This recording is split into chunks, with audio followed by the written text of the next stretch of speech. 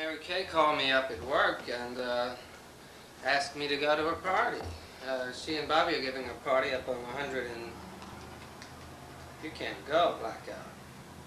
You either, Douglas. I'm sorry. You can't go. It's way up on 107th Street and Riverside Drive. Nelson Sullivan was a videographer who did much of his life's work in 1980s New York. One of the major technological breakthroughs of the 80s was an increased availability of somewhat cheap video recording devices. Sullivan used the availability of this technology to chronicle his life in New York City's club scene. It is estimated that Sullivan shot over 1,900 hours of footage in the period of 1983 to his untimely death in 1989. To this day, his work provides a fascinating look into 1980s New York City life. Even if Sullivan's work somewhat resembled the kinds of home movies many of us have collecting dust in our parents' basements, Sullivan's work was groundbreaking for the time and really represents one of the first known occurrences of someone keeping and sharing a video log of their lived experiences.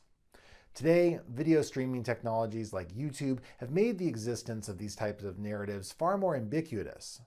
Today, we're going to talk about the modern art of video blogging, aka vlogging. We'll discuss some of the history of vlogging and then look towards some of the ways that we can communicate ideas clearly and professionally in this medium.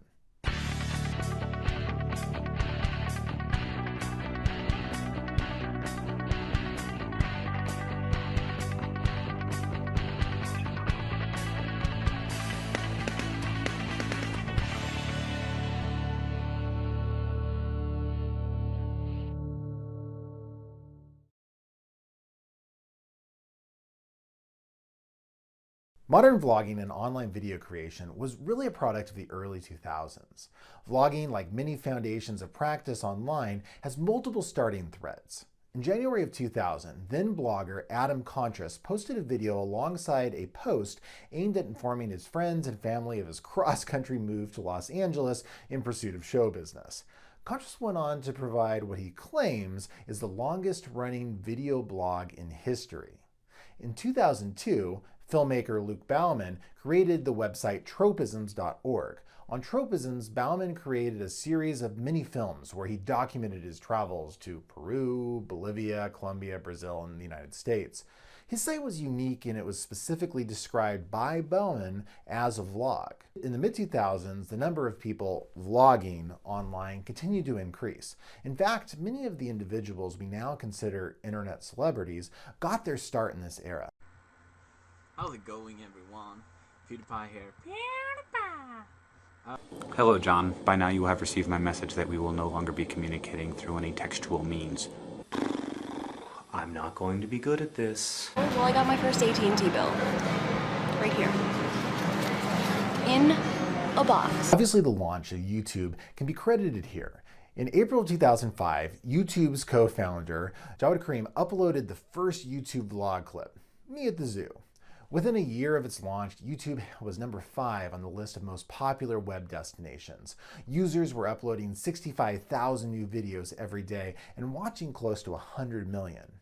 Over the past decade and a half, bloggers and other subcategories of video content creators have continued to increase. As a result, YouTube has become the largest repository of human videos ever. It is estimated that 300 hours of new video content is uploaded every minute, and with 1.3 billion users, it's become an important area of study for communication researchers. Now that we've covered some of the history, let's talk about how we can enhance delivery when making online video.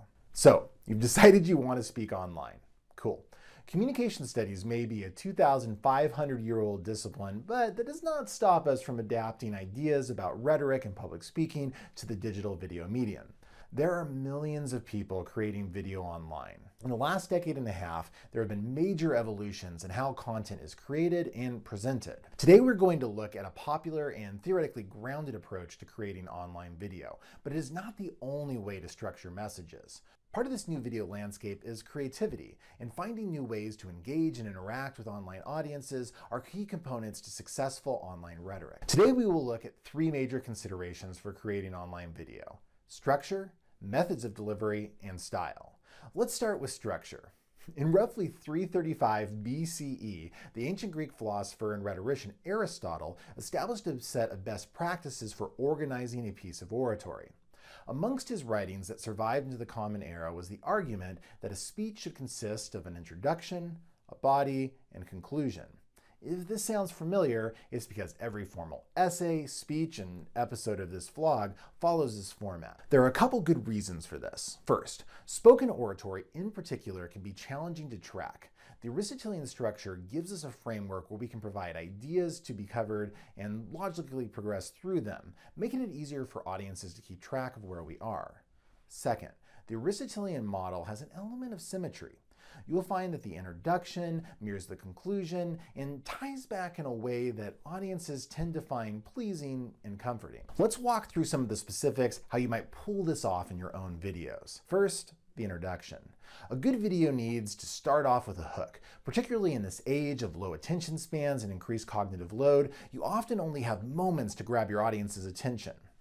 Start your video with an attention-getting device. This could consist of a wide variety of things, from amusing stories or anecdotes, or startling statistics, or even media clips you have inserted to spotlight on the topic of your video. Just be careful not to infringe on copyright, as your video could get taken down. Attention getters should be intriguing to your audience and leave them wanting more. A word of caution. Your attention getter should not be too long. There's not a hard rule here, but I find sticking to about 30 seconds works well for videos in the 5 to 10 minute range. After gaining attention, you should focus your audience on the purpose of your video. To borrow a term from traditional speech writing, you need a thesis statement. This single sentence should tell your viewers what you are there to do. Depending on the type of video, it may include statements like, "Today I am here to show you how," or "I am here to convince you to," or "In this episode, we will follow my attempts to discover." Let's take a look at a couple of examples. So let me ask you, would you rather be a busy person or an effective person? I'm hoping you're going to say the latter, because in today's video, we're going to explore some characteristics of effective people. So to help you inform yourself, potentially organize with your colleagues, and stand up for yourself in really over-the-line situations, here are 7 annoying boss behaviors that are actually illegal. Again, there is some room for creativity, but ask yourself if the sentence really summarizes the overall intent of the video. After this statement, you are ready to dive into the bulk of your video, but first, you should preview to your viewers what that is going to include. This again should be a short, simple sentence that lays out the main chunks of your segment. Something like, "So today, we will first look at thing 1, and then dive a bit more into thing 2, before finally wrapping up with thing 3. As you move from the introduction into the body of the performance, it can be a good idea to add what speech teachers call a transition statement. These are specific statements that tell us what is next. Something like, "Let's start with thing 1. In the body of the presentation, you can break up your idea into some main points. Generally, the makeup of these points varies based on the type of video you are creating. If providing information about a topic, you may choose to focus on 3 key areas to help the audience understand the topic, like this video. Or you may choose to explain what the thing is, then how it works, before finally exploring some implications. In the case of a persuasive advocacy, a common structure is to start off with the description of the problems, then exploring the causes, before looking for some solutions. John Oliver's Last Week Tonight employs this strategy on the bulk of his major segments. Again, this can be a place to have some flexibility. There is a norm in spoken and written communication to chunk things into 3s, but it is by no means a requirement or always desirable depending on the complexity of your topic. However, it is a good place to start. As you move through each of the main points, consider the following structure. 1. Start with a sentence that explains the focus of the main point. 2. Preview your subpoints by telling us what you will cover. 3. Work through each subpoint. 4. Review what your subpoints were. 5. Use a transition statement to move on to your next main point. When you reach the end of your final main point, you are ready to transition into the conclusion. Often, online video creators will include what a speech teacher calls a break light statement. This is a modification to the final transition statement that lets your viewers know that the video is about to wrap up. This can be really creative or simple. It's probably best to avoid in conclusion if you can. In the conclusion itself, there are a couple of basic things you want to accomplish. First, tie back to the thesis statement. This tends to be more or less a restating of it, with grammatical changes to claim you accomplished your task. Something like, "So today, I have sought to convince you that," or "Today, I explained how to." After you tie back, then you want to review your main points. This should dovetail with your thesis. We did that by first looking at thing 1, then exploring thing 2, before finally uncovering thing 3. The last structural component is to have a good finalizer. This can be similar or even a reference back to your attention-getting device. The idea is to leave the audience interested and wanting more. The last note on structure I will make is really specific to YouTube. If you have comments that relate to your licensing or remixing, you'll probably want to do this at the end. You may want to brave the cliche and ask your users to like and subscribe to your channel. You may find a more holistic way to bring that up. I have noticed that some vloggers have started to do that very early in their videos, though I suspect this is more out of a desperation to grow their channels, as it feels better when it comes at the end. Awesome. Now that you have a solid foundation about how to structure a video, let's talk about some considerations about how to deliver and capture it. Let's start with methods of delivery. There are 2 things to consider here: the type of delivery you plan to give and the stylistic elements you will use to enhance your performance. First, delivery methods. Generally speaking, there are 3 types of delivery common to online video creation. Let's call them off the cuff, manuscript, and extemporaneous. The off-the-cuff style of creating video perhaps takes the least amount of time to get recorded, but has significant limitations when it comes to overall quality and the required editing time needed to get the video looking good. Off-the-cuff vlogs can be good when covering live events where it is more important to be first than to have polish. The manuscript style of delivery is easily the most time-intensive at the front end. Here you would write out word for word what you plan to say in your video. This style of delivery has a few advantages and a few disadvantages. First, you can really fine-tune what it is you want to say in your videos. It is not a coincidence that most of the famous speeches of the modern era have been delivered off of a manuscript. Delivering off a manuscript can also reduce a lot of the editing work that happens on the back end. You are more likely to have limited verbal fillers and mistakes that have to be edited out when reading directly off a script. There are, however, some limitations to consider. First is the need for either memorization, a teleprompter, or chunked editing. When you record a video, you want to be looking at the lens of the camera as much as possible. When a speaker is looking off screen, it is very noticeable. Memorizing a speech takes time, but overcomes this problem. Teleprompters that sit in front of the camera also do the trick, but are expensive and can be technologically challenging for most users. Reading a sentence or 2 at a time can work, but that takes an abundance of jump cuts and editing after recording to put it all together. The aforementioned limitations leave many video editors to adopt an extemporaneous style. The extemp style of delivery merges some of the elements of the off-the-cuff and manuscript types together. To accomplish this, you would want to start by preparing an outline. The outline should consist of limited notes needed to explain your ideas, without leading the speaker with the temptation to read directly off their notes. The outline can act as a guide that allows the speaker to look directly at the camera as they explain each of their subpoints. In practice, you should keep your outline on a desk or off to the side as you do your recording. Then, after filming, you could go ahead and cut out the times that you looked at it. Alternatively, you could transcribe your outline to a series of small note cards that could then be palmed and referred back to as you gave your presentation. I will mention that note cards seems to be more acceptable in face-to-face situations than they are in recorded and edited video. So perhaps you should reserve that strategy for live vlogs. Now that you have some understanding about the main methods of delivery, let's talk briefly about the other delivery concerns. The online medium calls for a few stylistic modifications from traditional face-to-face oratory. The following tips should help you remain polished while recording your videos. First, consider eye contact. Unlike the traditional presentation where you would want to scan the audience, most video making should have the subject making eye contact with the camera lens. It looks awkward to see someone staring off into the distance when the focus should be at the audience on the other side of the lens. Another concern is movement and gestures.